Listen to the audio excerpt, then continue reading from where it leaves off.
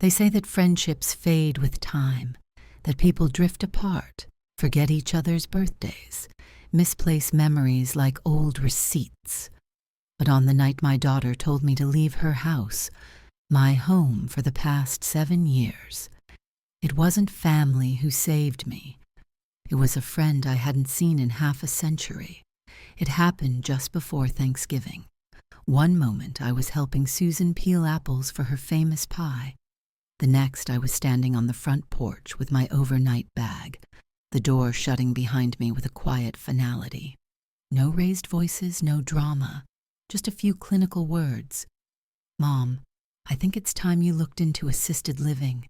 Jeff and I need more space now." Space.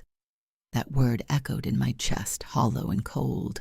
For them, I had become clutter, an inconvenience to be rearranged. I sat on the bench outside for a while, unsure where to go. I didn't have a car. I didn't have money tucked away. I had thought I had a place, a role, as mother, grandmother, quiet supporter in the background. But I was mistaken. In the cold silence of that night, I reached into my purse and found something I hadn't touched in years, a faded photograph tucked into a plastic sleeve behind old coupons. 2 girls, no more than 17, arms thrown around each other, smiling like fools. Estelle and Maggie, summer of '67, scribbled in blue ink on the back. I hadn't spoken to her in decades, but I still remembered her laugh, her wild hair. And just like that, I knew if anyone would pick up the phone, it would be Estelle. My name is Margaret Jennings. I was born in 1950 in a modest brick house on the east side of Albany, New York. Life was simple back then. Sundays meant church, winters meant wool socks, and every woman knew how to bake a pie and mend a hem. I met Thomas at a county fair when I was just 18. He won me a stuffed bear at the ring toss, and I married him 3 years later. We had Susan 6 months before he died. He was working construction. A scaffolding gave way. I remember getting the call while I was shelving books at the city library. I didn't cry then. Not until Susan asked me later that night, "Is Daddy still at work?" And I didn't have an answer. I didn't remarry. I didn't have time. I was too busy surviving. I kept my job at the library, took extra shifts on weekends. I learned to sew, turning thrift store dresses into school outfits for Susan, patching the knees of her jeans when she took up soccer. I learned to stretch ground beef into 5 meals and pack a lunch from leftovers no one else wanted. I gave Susan the drumstick on Sundays and told her I preferred the wing. There were nights I stayed up till 2 a.m. hemming dresses for extra cash, then got up at 6 to make pancakes in the shape of Mickey Mouse heads. I still remember the way she used to laugh when the eyes slid off the plate. Susan was my life, my everything. And when she got into college, on scholarship, I cried for the first time in years. Not out of sadness, but pride.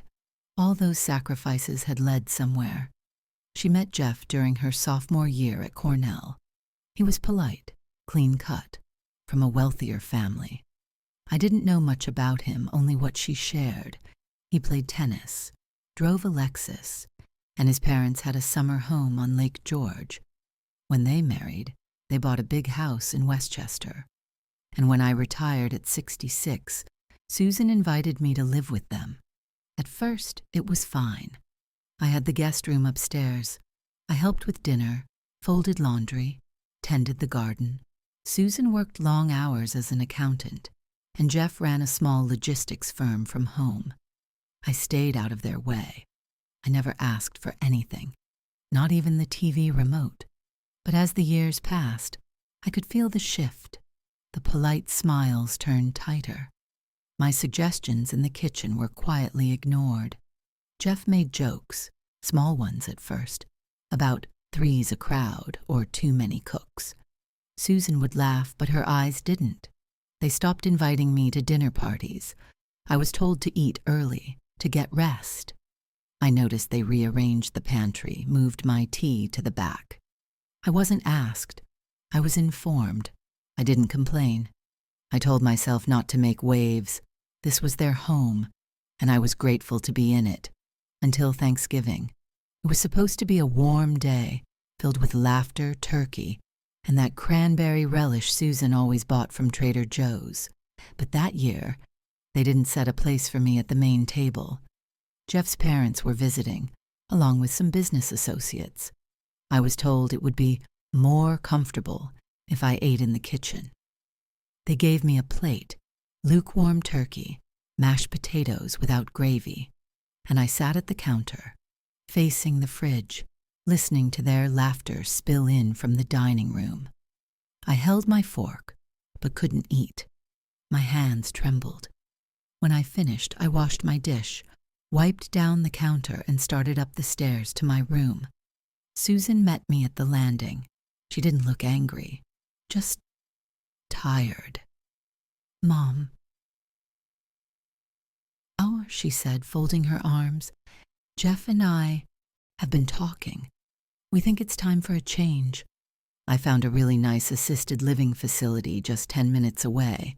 They have great reviews. You'd have your own room." I stared at her. The walls around me felt closer, like the house itself was turning against me. "You have a week to pack," she added. "We'll help you move." I didn't argue. I didn't cry. I simply nodded and went into my room, sat down and stared at the floor.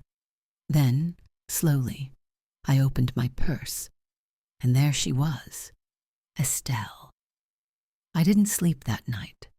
I sat on the edge of my bed, the small bedside lamp casting a warm cone of light over the worn carpet. Around me were the quiet signs of a life spent trying not to be a burden. My neatly folded sweaters, the stack of library books returned ahead of time, a pair of slippers Susan had given me years ago, still in their original box. I had never worn them. They were too plush, too perfect, like they weren't meant for me. Outside I heard the murmur of voices. Jeff's voice, low and firm. Susan's, trying to soothe, to explain. I knew those tones. They weren't discussing whether to send me away. They were just ironing out the logistics. It would be easier if I didn't resist, if I just went quietly. The next morning, Susan was brisk, professional. She placed a brochure on my dresser. "Sunny Glen Senior Living," it said. On the cover, a silver-haired woman smiled beside a man in a cardigan, both playing a game of checkers on a manicured lawn. It looked nice, in the way hotel lobbies look nice, sterile and impersonal. She had highlighted the weekly bingo schedule and circled "Independent suites available." "It's not a nursing home," she said. "It's more like a community." A community. As if I hadn't spent 7 years trying to be part of one here. I nodded again. That was all I did those days. Nod and disappear. I started packing that afternoon. Methodically. Shirts, socks, books. My wedding photo, still framed in wood Thomas carved himself. I wrapped it in a towel. My fingers paused over a porcelain rabbit Susan had painted for me in 3rd grade. I put it in the box, too, though I doubted I'd have a shelf to place it on. Every few minutes I stopped and looked around the room. This had been my sanctuary.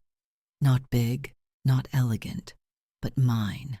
The curtains I hemmed myself, the armchair with my embroidery tucked into the side pocket, the little tin of mints I always kept by the lamp. When I opened my jewelry box to take out my rosary, something fluttered out. An old postcard, blank on the back, but tucked behind it was that photograph. Estelle. In the photo, she was laughing, her head tilted back, eyes half closed, like she'd just heard the funniest thing in the world. We were both wearing sundresses. My hair was in a braid. Hers was wild, loose, always catching the wind. We had been inseparable once, from 5th grade through senior year.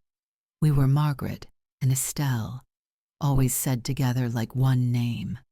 We passed notes in class, made daisy crowns in summer, snuck cookies from her mom's pantry, and whispered secrets by flashlight during sleepovers.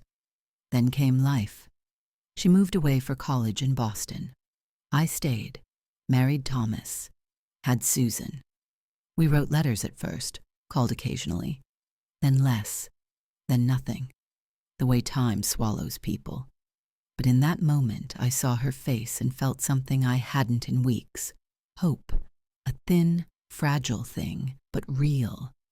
Estelle had always been the bold one, the one who said what others were too afraid to. Maybe she hadn't changed. Maybe she'd remember me. I turned the photo over. There it was, her old phone number, written in looping cursive, along with a mailing address in Vermont. Surely it was out of date. Still my hands moved before I could talk myself out of it. I picked up the landline in the hallway, the one Susan rarely used, and dialed. Each beep of the number sounded impossibly loud. It rang once, twice, 3 times. Then, a voice, raspy, warm, older than I remembered but unmistakably hers. "Hello?" I clutched the receiver, too stunned to speak. My mouth opened, but no sound came out. "Hello?" she said again. "This is Estelle." "Estelle," I whispered. "It's me, Margaret." Silence, then a sharp inhale. "Margaret Jennings? From Albany?" "Yes." "Oh my God," she breathed. "Maggie, is it really you?" My throat tightened. "It's me. I didn't know who else to call." There was a beat, then her voice steadied. "You don't need a reason, sweetheart. You never did." And just like that, I wasn't alone anymore. Estelle didn't hesitate. As soon as I explained the situation, haltingly, ashamed, she interrupted me. "You'll come here," she said, "to the farm. We've got more space than we know what to do with. I live alone now. I'll make up the spare room." I couldn't impose. "You're not imposing, you're family, and I've been waiting for an excuse to paint that guest room anyway." I laughed for the first time in weeks, a small, dry sound. "Estelle, I haven't seen you in nearly 50 years. So? You think 50 years of silence cancels out a lifetime of friendship?" she said. Come home. Home. That word sat heavy on my chest. I'd forgotten how warm it could sound. We agreed I'd take the early Greyhound that Sunday. She lived just outside Brattleboro, Vermont. "I'll be at the station," she promised. "Just look for the woman in the ridiculous purple scarf." The next few days passed in a blur. Susan noticed my mood shift, but she didn't ask why. She seemed relieved that I was compliant. Jeff offered to help carry boxes. He didn't ask where I was going. I let them believe what they wanted. There was no point in explaining anything anymore. On Sunday morning, I left a note on the kitchen counter. It simply read, "Thank you for the years you gave me. I hope life is kind to you. Mom." I rolled my suitcase down the driveway. No one came out to wave goodbye. It was better that way. The bus station smelled of coffee and bleach. I sat by the window and watched the city fade, the concrete giving way to hills, trees still wearing the last of their autumn fire. I closed my eyes and tried to imagine what Estelle looked like now. Would I recognize her? Would she recognize me? The bus pulled into Brattleboro just after 2:00 p.m. The station was small, just a single bench and a vending machine humming in the corner. I stepped off slowly, my knees stiff from the ride, and there she was. She hadn't lied about the scarf, purple, woolen, wildly clashing with her forest green coat. Her hair was shorter now, streaked with white, but still carried that same untamable energy. She had one hand on her hip and the other waving furiously. "Maggie," she called out, grinning like the sun. I froze. For a moment, I was 17 again, standing by the riverbank in our hometown, skipping stones and daring each other to dream. She enveloped me in a hug that smelled of cinnamon and cedarwood. "You look exactly the same, see," she lied. "So do you," I lied back. We laughed, really laughed. She grabbed my suitcase before I could argue and led me to her pickup. The ride to her farm took 20 minutes, winding through hills and narrow roads flanked by bare trees. Her place was a large 2-story farmhouse with faded red shutters and a wide front porch. Wind chimes sang as we stepped inside. The warmth hit me first, not just the fireplace, but the feel of it. The quiet hum of a kettle on the stove, the framed pictures of Estelle with her late husband, her dog, her nieces, a home with life in it. "I set up the room upstairs when tu pourras savoir," she said, puffing a bit as she carried my bag. "Fresh sheets, and you're not allowed to lift a finger today. Doctor's orders." I followed her into a room painted a pale green, with lace curtains and a quilted bedspread. On the nightstand was a small vase with fresh-cut mums. I turned to her, my voice cracking. "Why are you doing this?" She looked me square in the eye. "Because once you sat beside me every day for 8 years when no one else would. Because you shared your sandwich when I had none. Because you showed me what kindness looked like, Maggie. I've never forgotten that." I couldn't speak. I could only nod, again. That night I stood by the window of my new room, watching the wind toss leaves across the field. And for the first time in what felt like forever, I didn't feel like a burden. I felt welcome, seen, remembered. And in the quiet of that Vermont night, I knew my story wasn't ending. It was just beginning. In the days that followed my arrival at Estelle's farm, something long dormant in me began to stir, like a wind brushing over coals you thought had gone cold. It wasn't just the comfort of a warm home or the kindness in Estelle's voice. It was memory, rising up, as if finally given permission to speak again. We spent our mornings sipping coffee on the porch wrapped in woolen shawls, watching mist curl over the distant hills. Sometimes we talked, sometimes we sat in silence, letting the weight of decades rest gently between us. But one morning, Estelle turned to me with that same sly smile she wore when we were children and said, "Remember the lake behind Mr. Healy's orchard?" I blinked. "Where we almost drowned that summer." "We weren't even close to drowning, so," she scoffed. "You just panicked when that turtle swam by your leg." "It touched me, Estelle. It touched my foot." She roared with laughter, her shoulders shaking. It was the same laugh I remembered from 50 years ago. Full-bellied, unapologetic, and somehow contagious. We had grown up in a small town that smelled of pine trees and chimney smoke. Summers were spent barefoot on cracked sidewalks, winters huddled in school gymnasiums with dripping boots. Estelle was a force of nature, loud, confident, fiercely loyal. She stood up to bullies, challenged teachers, and once climbed onto the school roof just to rescue a kitten. Me? I was the quiet one. I read books in the library basement, wrote poetry no one ever saw, and always played the peacemaker. But Estelle made space for me in her world. She never let me hide. When boys teased me about my crooked teeth, she threatened to punch them. When my father drank too much and yelled, she'd sneak over and slip a peanut butter sandwich through my window. We were different, but not opposite. We were 2 threads in the same braid. At 16, we carved our initials into the old oak tree by the lake and swore, hand in hand, that we'd never leave each other behind. But life doesn't care for teenage promises. After high school, Estelle got a scholarship to a college in Boston. I stayed behind. Thomas had proposed by then, and with my mother's declining health, I didn't feel I could leave.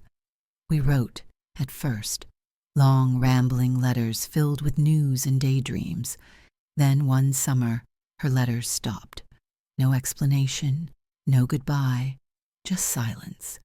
I told myself she was busy. I told myself she would write eventually. Then Thomas died, and grief took up all the space where hope used to live.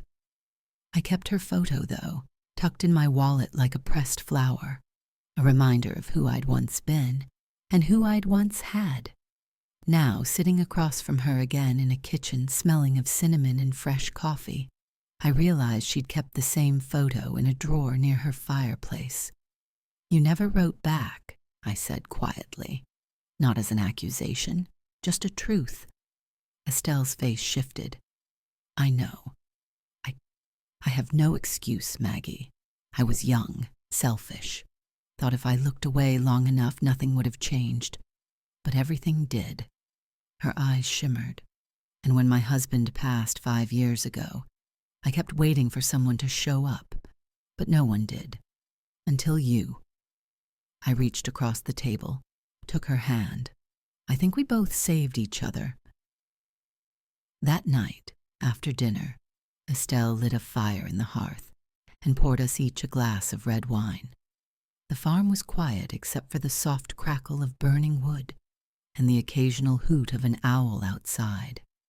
I sat in the rocking chair, a blanket over my knees, feeling the day settle into my bones. Estelle curled up on the sofa, one leg tucked beneath her, her scarf now replaced by reading glasses perched at the tip of her nose. She was flipping through a photo album when she paused, then looked up at me. "Tell me everything," she said. I didn't ask what she meant. I knew, and I wanted to. I needed to. So I did. I started with Thomas, how he died, how I never thought I'd recover but did, because I had no choice.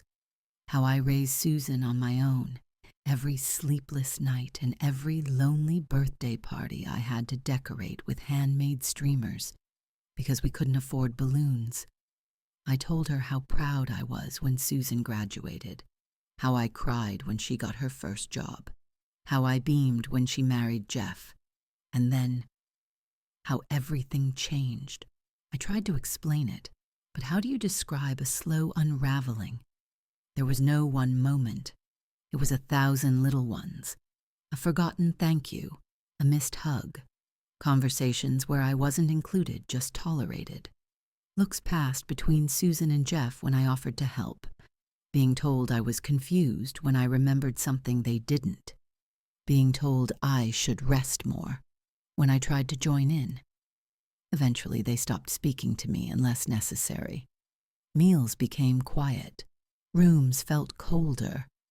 And then came the brochure, the move, the goodbye that wasn't. I didn't cry as I told it, but my voice broke in places. Estelle didn't interrupt. She just listened, her eyes never leaving mine. When I finished, she put the album aside, stood up slowly, and came to kneel in front of me. "Maggie," she said, voice thick, "I need you to hear this. What they did to you wasn't your fault. It wasn't because you weren't enough. It was because they didn't know how to value you. That's their failure, not yours." I looked away. But maybe I stayed too long. Maybe I should have left earlier. "Maybe," she said gently. "But you stayed because you loved them. That's not weakness, Maggie. That's grace." The fire popped behind us. Shadows danced on the walls. She reached for my hands, took them in hers. "You know," she said softly, "after my Henry died, I didn't speak to another soul for weeks. I stopped answering the phone. I just drifted. I kept thinking, what's the point of surviving when no one notices if you do?"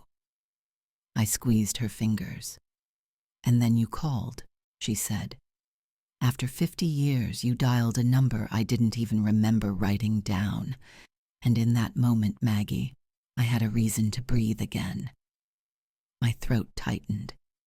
"You gave me something I didn't know I was still waiting for, Schwein," she continued. "You gave me back my friend. That was the moment I realized it wasn't just about escape. It wasn't just about survival or finding a roof over my head.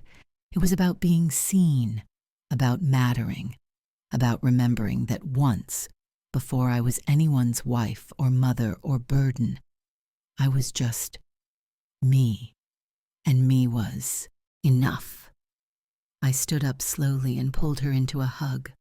Not the polite kind, not the kind you give out of habit, but the kind that says thank you. I missed you. I'm so glad you're still here.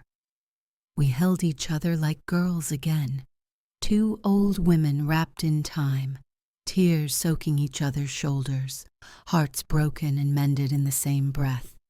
The days that followed fell into a gentle rhythm. Each morning, Estelle and I would rise early. She'd hum to herself while brewing coffee, and I'd feed the chickens, who clucked at me like we'd known each other for years. We baked pies and canned jams, bundled up for long walks through the frosted fields. Sometimes we said very little. Sometimes we spoke for hours. There was no judgment, no awkward silences filled with obligation. Just two women, rebuilt from the rubble of loss, finding comfort in the spaces they created together. One afternoon, as we raked leaves into golden heaps beneath the maple trees, Estelle paused, leaned on her rake, and said, "You've started humming again." I looked up. "Have I?" She nodded. "You used to hum when you were happy. When we were girls. I hadn't heard it in decades. Until now." That night, I sat on the edge of my bed, brushing my hair before sleep, and caught my reflection in the small mirror above the dresser. The lines on my face were still there. The silver in my hair still gleamed under the lamplight. But there was something else, a softness, a steadiness, a woman returning to herself. Estelle knocked on the door just once, then opened it. "Forgot to tell you," she said, holding up a small tin. "I found this in the back of the pantry, cinnamon cookies. Your favorite, if I recall." She handed it to me, and for a moment I couldn't speak. "I don't know how to thank you," I whispered. "You already did," she said. "You showed up." I sat back on the bed, tin of cookies on my lap, and felt something unfamiliar but unmistakable settle over me. It was peace. No longer someone's burden, no longer someone's afterthought, just Margaret. And for the first time in many years, I slept without dreaming of what I'd lost. I was too busy living what I'd found. Spring came slowly to Vermont, teasing us with patches of thawed earth and the first shy tulips peeking through last year's frost. By then, I had been at Estelle's farm for nearly 10 months, though time no longer felt like something to measure. It stretched and softened, like the bread we baked together each Sunday morning, warm, patient, enough for two. We found purpose in small rituals. Mornings were for tending the garden, radishes, kale, sweet peas climbing up trellises Estelle had built herself. Afternoons were often spent on the library lawn in town, where Estelle and I had started a modest poetry circle for older residents. We called it Second Verse. Every Wednesday we gathered in folding chairs beneath the elm tree, reading Dickinson, Frost, and sometimes each other's work.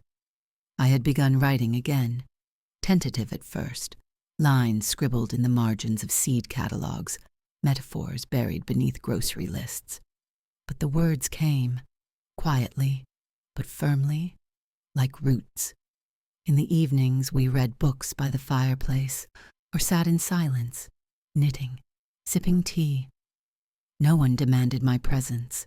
No one reminded me of what I used to be.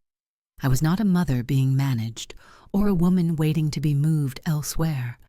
I was Margaret Jennings, a reader, a gardener, a friend. Once at the farmer's market, a little girl tugged her mother's sleeve and whispered, "That's the lady who reads the poems." I smiled all the way home.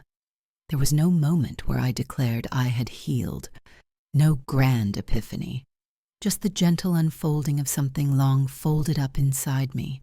Grief gave way to peace. Loneliness gave way to laughter. I had found belonging, not inherited or assigned, but chosen, and that made all the difference.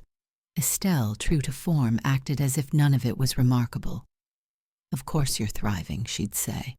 "You just needed air and a little sun." She gave me more than that.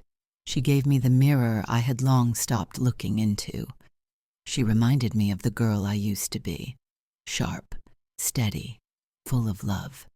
One afternoon we were planting asters in the back field when Estelle asked, "Do you ever miss them?" I didn't have to ask who she meant. "I miss who they used to be," I said, "but I don't miss who I had to become around them." Estelle nodded, digging her fingers into the soil. "That's the difference between family you're born into and family you choose." We worked in silence for a while. The sun was warm on our backs, and the scent of lavender drifted from the edge of the fence line. I felt no need to fill the quiet. That, too, was something I had learned, to let peace speak louder than pain. That evening a letter arrived. It was postmarked from New Jersey, the handwriting familiar but shaky. I knew before I opened it. Susan. The paper was thin, the ink smudged in places. She wrote that Jeff had left, that the house had been sold, that she was renting a one-bedroom apartment and working part-time at a local firm. She said she thought of me often, that she regretted how things ended, that she didn't expect forgiveness, only understanding, and if there was space in my heart, she hoped we could reconnect. I read it twice, then folded it carefully, placed it in a drawer, and sat with my thoughts. The next morning I took out my stationery. I didn't write much, just a few words in my neat, slanted hand. "I forgive you, but I already have a family, the one I chose." Then I slid it into an envelope, sealed it, and walked it to the mailbox at the end of the gravel drive. I didn't cry. I didn't shake. I just stood there, watching the red flag rise slowly in the breeze, and felt something inside me settle, like the final puzzle piece clicking into place. The seasons turned again. Leaves painted the hills in hues of amber, crimson, and rust. The air grew crisp, tinged with wood smoke and the promise of the first frost. Estelle brought out the thicker quilts, and I began wearing the old cardigan Thomas had once given me. Still soft, still warm, like memory itself. One golden afternoon we sat on the porch in our matching rocking chairs, steaming mugs of cider in hand. The fields beyond the fence were quiet, save for a handful of children chasing each other through the tall grass, their laughter rising like music. I watched them for a long while, two girls racing ahead, a boy trailing behind, pretending to be a monster. One of the girls paused, picked a leaf from the ground, and held it up to the light. She turned toward us, and for a second she looked exactly like Susan had at that age, the same tilt of the chin, the same untamed curiosity in her eyes. I didn't flinch. I didn't ache. I smiled. Beside me, Estelle hummed softly, a tune from our youth. Her scarf was wrapped loosely around her shoulders, and she rocked slowly, content, her eyes half closed. "I never thought life would look like this," I murmured. She opened one eye. "Better or worse than you imagined?" "Quieter," I said. "But better. Much better." The sun dipped lower behind the hills, casting everything in a soft amber glow. I let the warmth wash over me, soaking into my skin, my bones, the corners of my soul that had long been cold. I had once believed that everything good had to come from blood, that family was destiny, that love owed you its loyalty. But time had taught me otherwise. There are loves that grow, not from obligation but from presence, from laughter shared on quiet mornings, from hands dirtied together in the garden, from silence that comforts, not isolates, from knowing someone stayed because they chose to. In that stillness, I thought of the old oak tree we'd carved our names into as girls. I imagined it still standing somewhere, weathered but proud, initials softened by time but never fully gone. "Do you think," I said softly, "that people are like trees, that we bend, break, grow again?" Estelle took a sip of her cider, then looked out over the hills. "I think we're exactly like trees," she said, "and you, my dear Maggie, have finally found good soil." I looked out at the fading horizon, the children, the rows of mums we'd planted weeks earlier now in full bloom, and I thought, I once believed that everything good had to come from blood, but I was wrong. Some bonds outlast flesh. Some roots run deeper than lineage. They are made of memory, of loyalty, and of a friendship that never cracked, only waited. I reached over and placed my hand over Estelle's. She didn't say anything. She didn't need to. We rocked gently together as the world went quiet around us, and for the first time in a long, long while, I knew I was exactly where I was meant to be.